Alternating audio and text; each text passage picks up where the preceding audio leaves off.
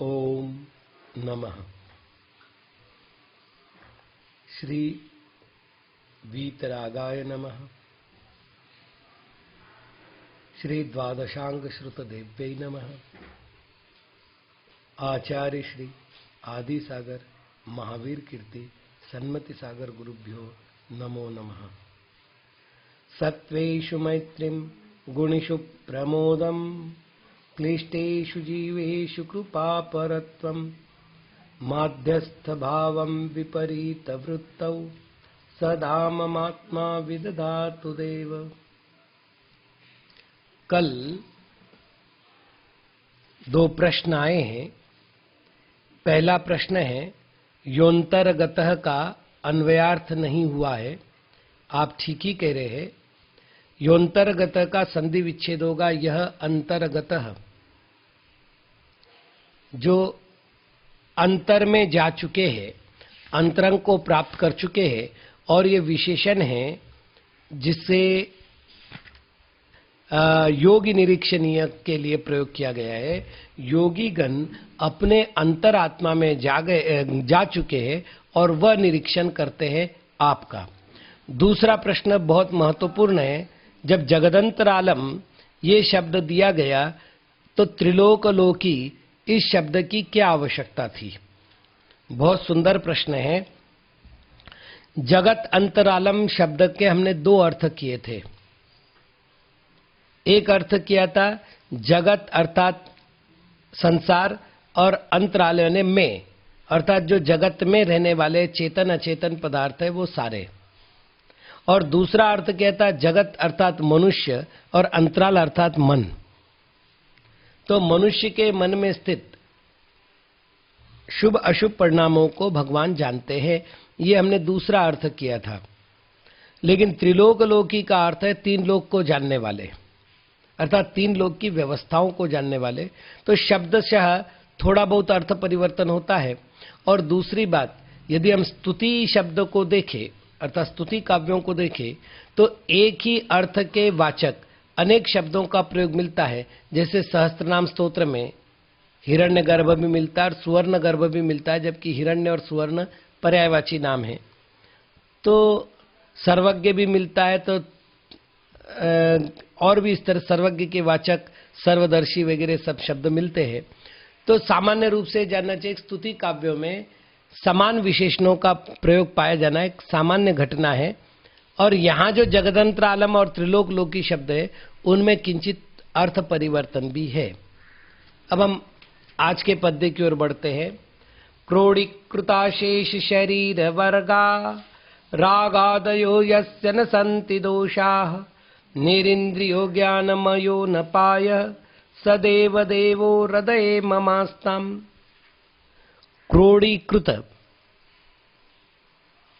अर्थात व्याप्त करने वाले। किनको व्याप्त कर रहे? तो अशेष शरीर वर्गा, संपूर्ण प्राणियों को। अशेष यानी संपूर्ण, शरीर वर्ग यानी शरीर के समूह अर्थात आत्माएं। तो समस्त आत्माओं को व्याप्त करने वाले रागादय दोषाः, राग आदि दोष यस्य न संति जिनमें नहीं पाए जाते हैं, जो निरिंद्रिय इंद्रियों से रहित है, ज्ञानमय ज्ञान स्वरूप है, अनपाय अपाय अर्थात संकट कष्ट दुख उनसे रहित है, सदेव देवो हृदय ममास्ताम वह देवों का देव मेरे हृदय में विराजमान होवे। पहली बात, रागादयो यस्य न संति जिनमें राग आदिक नहीं होते। जैसे कुंभकार का जो चक्र होता है उसका आधार एक किली होता है, उस किली के आधार पर चक्र घूमता है, उस चक्र के आधार पर मिट्टी का लोदा अपना उचित आकार ग्रहण करने लगता है। तो किली महत्वपूर्ण होती चक्र के लिए। वैसे पूरे संसार के निर्माण के लिए राग महत्वपूर्ण है। यानी समस्त विभाव भावों को यदि मुझे एक शब्द में कहना पड़े तो राग। आचार्य कुंद महाराज ने अपने पंच परमागम में लगभग सभी ग्रंथों में ये गाथा दी है, रत्तो बंध अधिकेम मुंचत जीवो विराग संपत्तो। राग से कर्म बंध होता है और वीतराग से मोक्ष होता है। अमृतचंद्र महाराज के सामने ये जब गाथा आई तो एक समस्या आई, क्योंकि 900 वर्ष में कर्मबंध की प्रक्रिया पर बहुत विचार भी हुए। तब यह निश्चित हुआ कि अकेला राग बंध का कारण नहीं है, राग के साथ अन्य भाव भी है। तो अमृतचंद्र महाराज ने कहा कि राग पद परिवर्तन करके यहाँ 16 पद लेने चाहिए। इस तरह 16 गाथाएं अमृतचंद्र महाराज ने बनाने का आदेश दिया। रत्तो बंधति कम्मम की जगह कोहो बंधति कम्मम मुंचति जीवो विकोह संपन्नो, लोहो बंधति कम्मम मुंचति जीवो विराग विलोह संपन्नो। इस तरह 16 गाथा बनाने का आदेश दिया। लेकिन इसके बाद भी वो इस पक्ष में है कि ये सारे की सारी कषाएं राग में सम्मिलित होती है। अब प्रश्न कैसे होती है, अपन इस पर विचार करें। तो एक सूत्र दिया है, बड़ा महत्वपूर्ण आध्यात्मिक सूत्र है। यत्र राग पदम धत्ते द्वेषम तत्रैव निश्चयः। जहां राग पैर रखता है, जहां राग का आगमन होता है, द्वेष वहां निश्चित आता है। माया और लोभ कषाय राग है। हास्य, रति, स्त्री वेद, पुरुष वेद, नपुंसक वेद, ये 9 कषाय में से 5 कषाय राग है। क्रोध और मान द्वेष है। इसी तरह अरति, शोक, भय और जुगुप्सा ये द्वेष है। तो सारी कषायों को जब राग और द्वेष 2 भागों में बांट दिया। अब राग भी 2 प्रकार का है। एक राग वो जो कषाय जनित हो और एक राग वो जो मिथ्यात्व जनित हो, जिसे अनध्यवसाय कहते हैं, जिसे विपरिणाम कहते हैं, जिसको अश्रद्धा भाव कहते हैं, जिसे विपरीत श्रद्धा कहते हैं। तो वो भी राग में गर्भित हो जाएगा। इस प्रकार पूरा की पूरा मोहनीय कर्म एक राग शब्द के अंदर समाविष्ट हो जाएगा। तो राग का अर्थ केवल राग नहीं है, इसलिए यहां पर शब्द दिया रागादयो, राग आदिक। मतलब राग है प्रमुख, जिसमें ऐसे इस राग आदिक दोषों ने क्या किया है, तो कहते अशेष शरीर वर्गा क्रोड़ीकृत। इन्होंने संपूर्ण संसारी जीवों को अपने अधीन कर रखा है। संपूर्ण संसारी जीवों में वो व्याप्त हो चुके हैं। ऐसे वो रागादिक दोष यस्य न संति, जिनमें नहीं पाए जाते, वो देवाधिदेव है।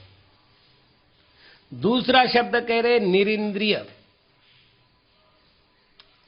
इंद्र शब्द के 3 अर्थ होते हैं। इंद्र शब्द का एक अर्थ है आत्मा, इंद्र शब्द का दूसरा अर्थ है नाम कर्म, और इंद्र शब्द का तीसरा अर्थ है स्वतंत्र सार्वभौमिक सत्ता का धारक।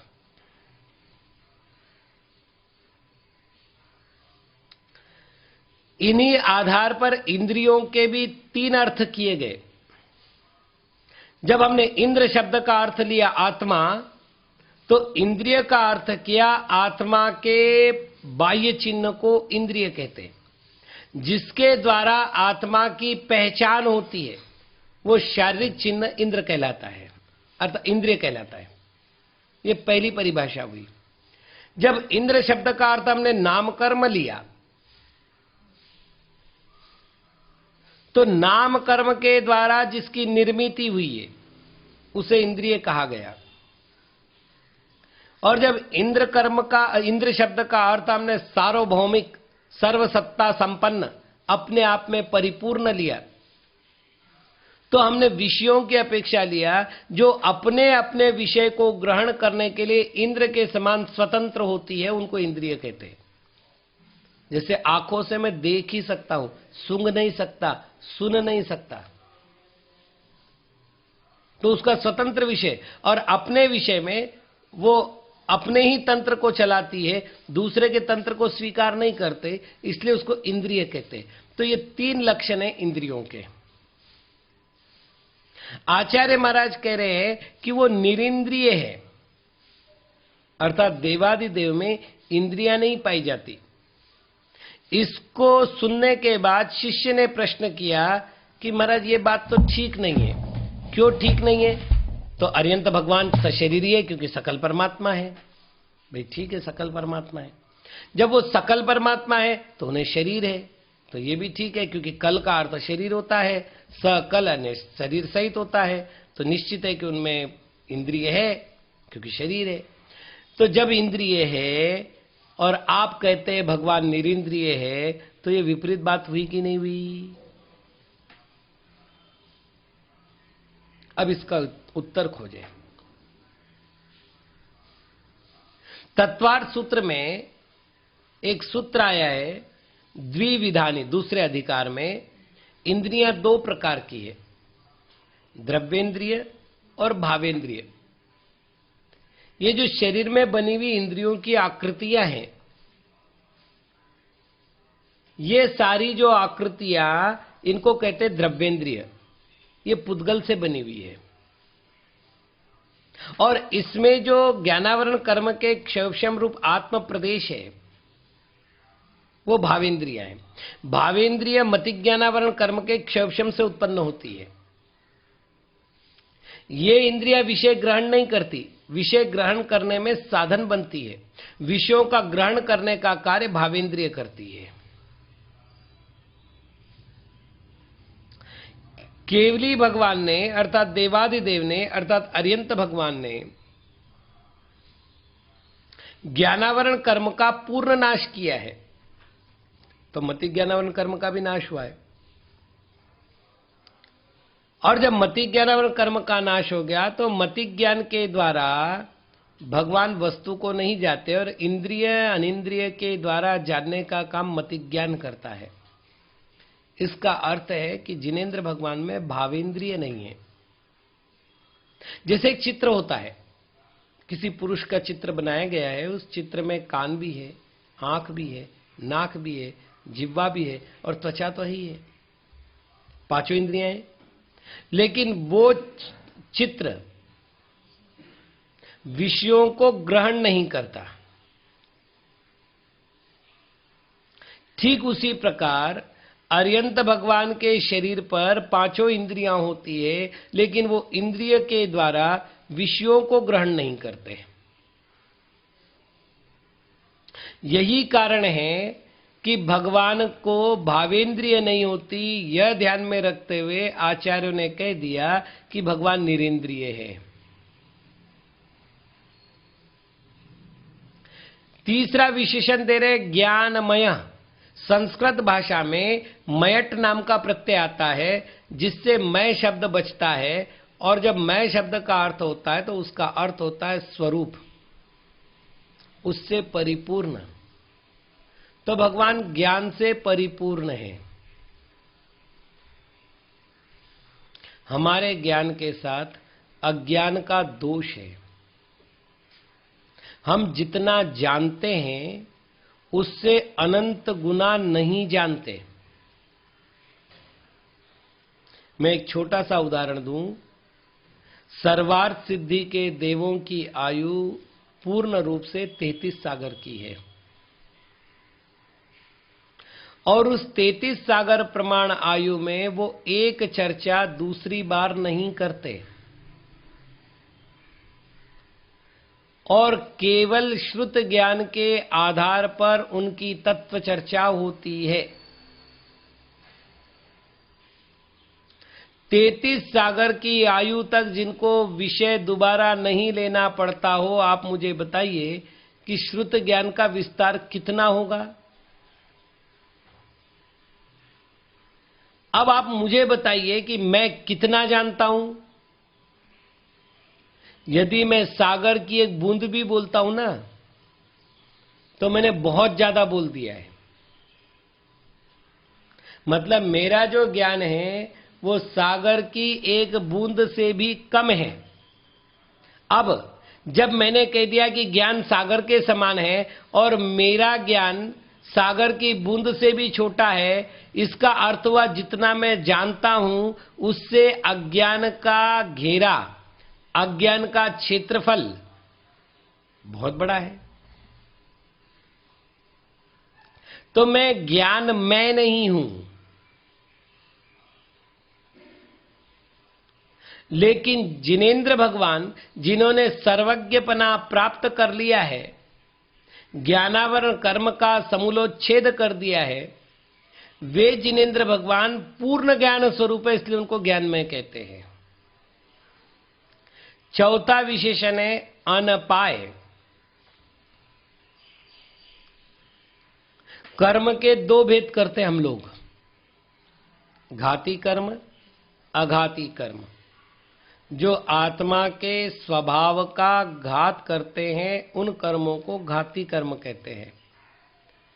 जो आत्मा के स्वभाव का घात तो नहीं करते, किंतु वो कर्म आत्मा को संसार में बांधे रखते हैं, उनको अघाती कर्म कहते हैं। मोहनीय कर्म के अभाव में अघातिया कर्मों की स्थिति का वर्णन करते समय कर्म ग्रंथ वेत्ताओं ने कहा कि जैसे जली हुई रस्सी किसी को बांध नहीं सकती, उसी प्रकार मोहनीय कर्म का अभाव होने पर अघातिया बचे हुए जो चार कर्म हैं, वो चार कर्म किसी के संसार बंधन के कारण नहीं बनते। अब जब तक आपके पास कर्म है तब तक संसार में रहिए और आप संसार से मुक्त हो जाइए। तो अघातिया कर्म किसी प्रकार का अपाय नहीं करते। विचारणीय बात है कि भगवान के पास असाता वेदनीय कर्म है, सत्ता में भी है और उदय में भी है, लेकिन असाता वेदनीय कर्म को बल प्रदान करने वाला मोहनीय कर्म नहीं है। अतः असाता वेदनीय अपनी विपरीत प्रकृति, अपने विपरीत स्वभाव को धारण करने वाली साता वेद्य में परिवर्तन होकर के फल देना शुरू करेगी, परमुखी फल देना शुरू करेगी।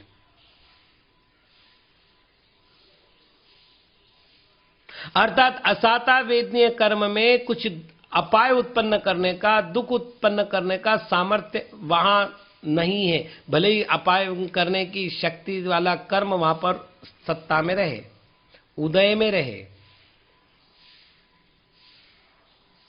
ये हुआ वेदनीय कर्म का।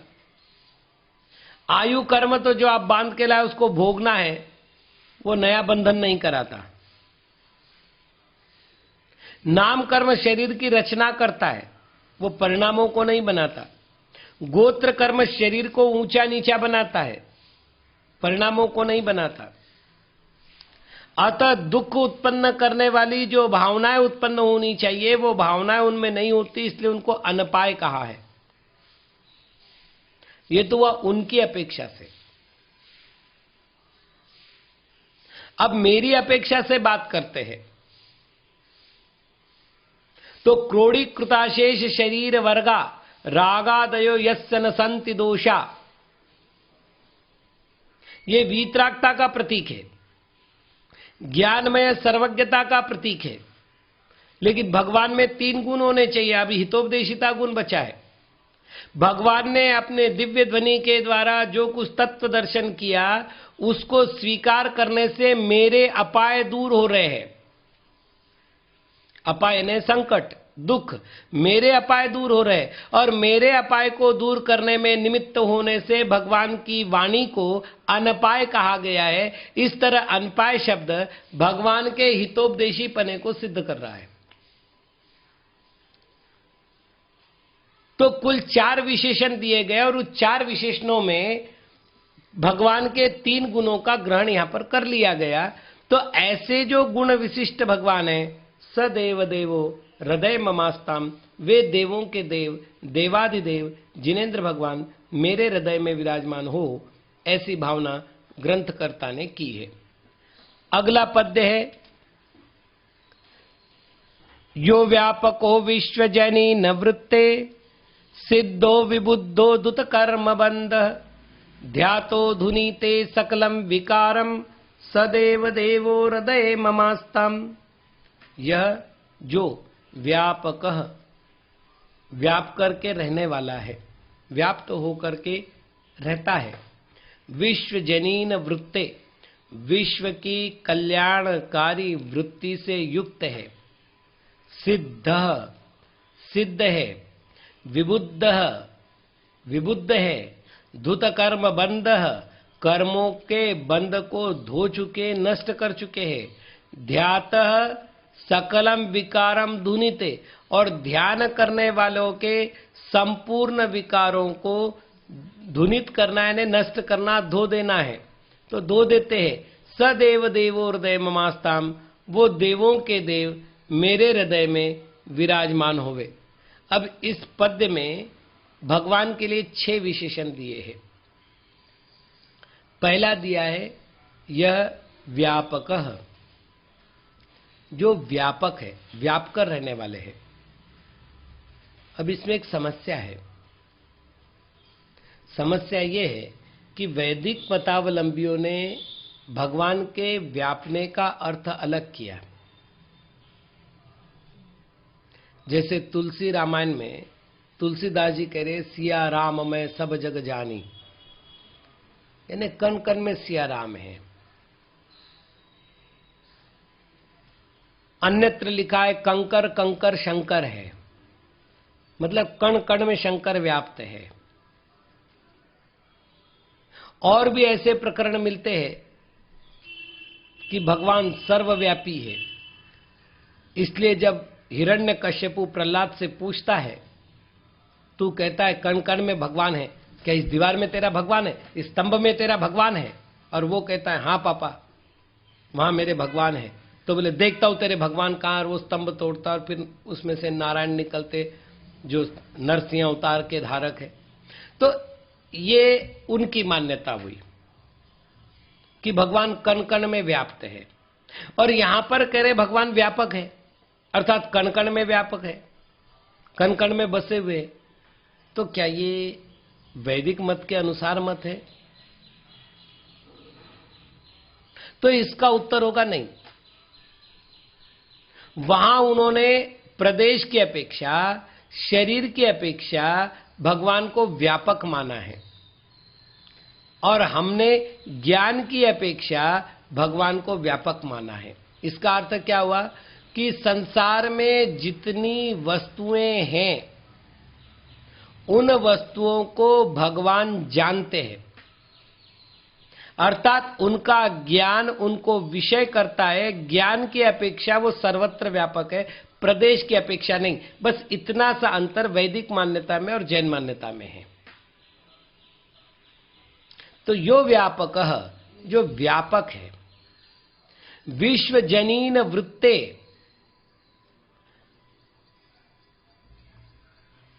एक बार मैं विहार करते हुए रास्ते में चल रहा था, एक ईसाई पादरी जी, स्कूटर रोका उन्होंने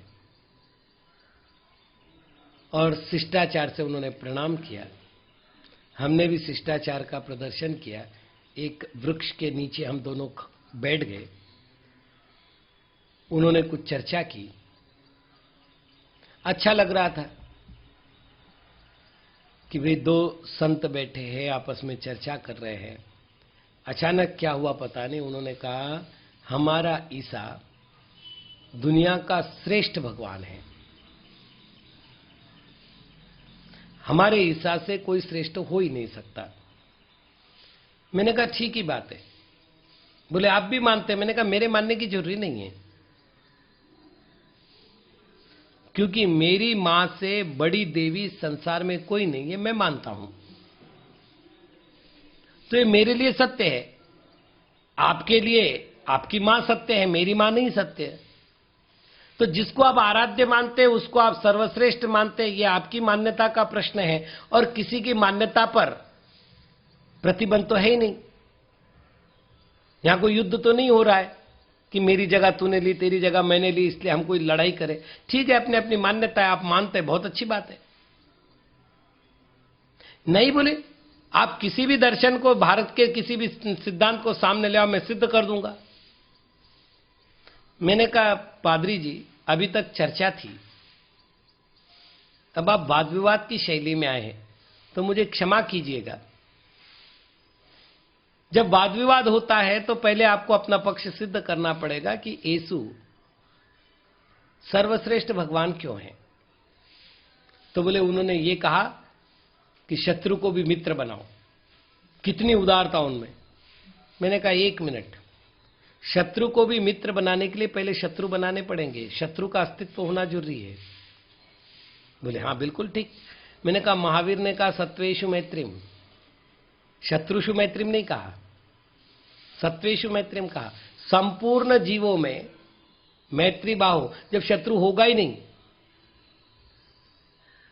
तो फिर उससे मित्रता करने की आवश्यकता ही नहीं पड़ेगी, जब हमारा संपूर्ण जीव जगत से मैत्री भाव है। अब बताइए दोनों में कौन श्रेष्ठ है।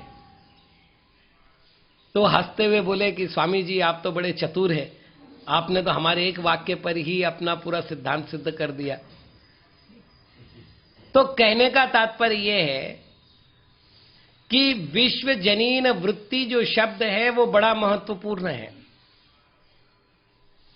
जब अन्य दर्शनी की ओर जाते हैं तो भगवान शाप भी देते हैं, भगवान वरदान भी देते हैं। तो जिनका शाप दिया है उनका अकल्याण हुआ है, भले वो शिक्षा के लिए ही हो। यहां पर प्रत्येक जीव के कल्याण की कामना है। एक इंद्रिय, दो इंद्रिय, तीन इंद्रिय, चार इंद्रिय, असंगी पंचेंद्रिय, संगी पंचेंद्रिय, नारकी, देव, मनुष्य, कोई भी हो, मेरे धर्म को मानता हो, मेरे धर्म का विरोध करता हो, मुझे अर्घ्य देता हो, मेरे ऊपर प्रहार करता हो, कोई फर्क नहीं है। जिन शासन कहता है उनका भला हो, उनका कल्याण हो, तो प्रत्येक जीव के कल्याण की भावना है। एक बात और कहूं कि हमारे यहां मोक्ष मार्ग में प्रवेश करने के लिए देखिए पात्रता अपनी अपनी होती है।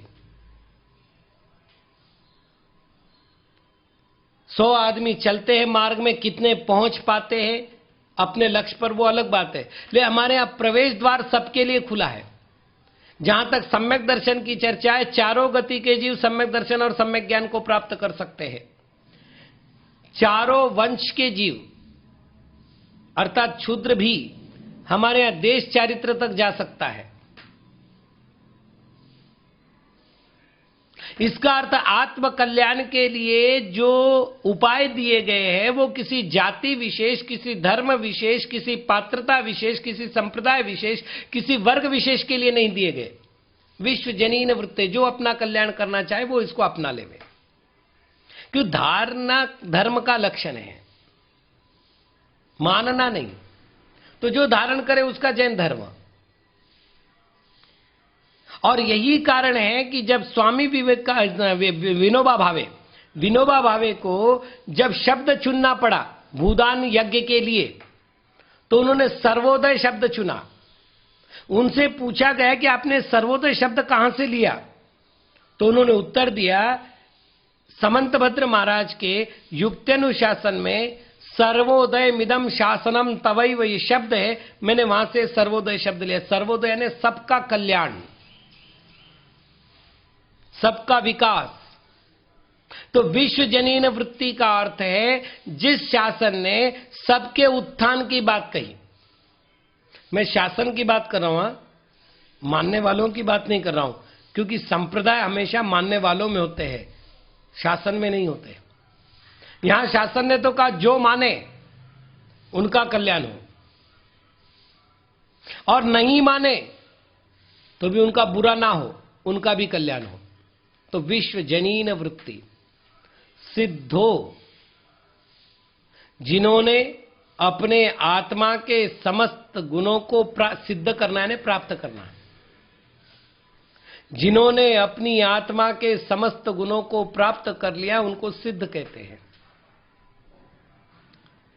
तो वो देवाधिदेव सिद्ध है, बाकी और विशेषण बचे हैं जिनकी चर्चा हम समय मिलने पर करेंगे। ओम नमः।